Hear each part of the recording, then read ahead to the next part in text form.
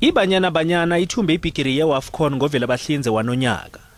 Beyazibekela nendawo ephaliswaneni lephasi labomma langomnyaka ozako eliyokudlalelwa eAustralia neNew Zealand. Isiqhema esikubonakala sidose emhlweni ngamalungiselelo okuqalana neziqhema zentshabachaba. Nakho siyabhalelwa ukukhandela amagondelo ukuthi angangeni ngakiso. Solo kwangovela bahlinze sidlale imidlalo emithathu yobungane. Kwangena amagondelo ali-13.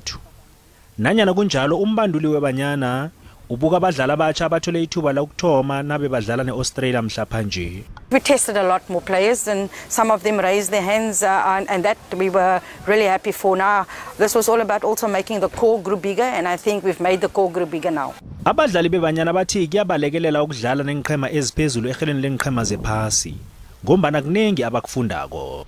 I think we came back with the lessons that we've learned from Brazil, so we came back and really equipped them in this game. If we could just reduce making mistakes at our own half and avoid conceding goals, I think we'll be doing well.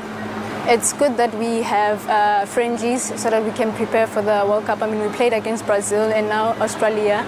It's good that we play against a very good side because at the World Cup we're going to face very, very good teams. ISewula Afrikha yokwazi ukuthi izoqobotshelwa naziphi iziqhema egrupini ekiyo ngomhla wama-22 kile nyanga ephezulu.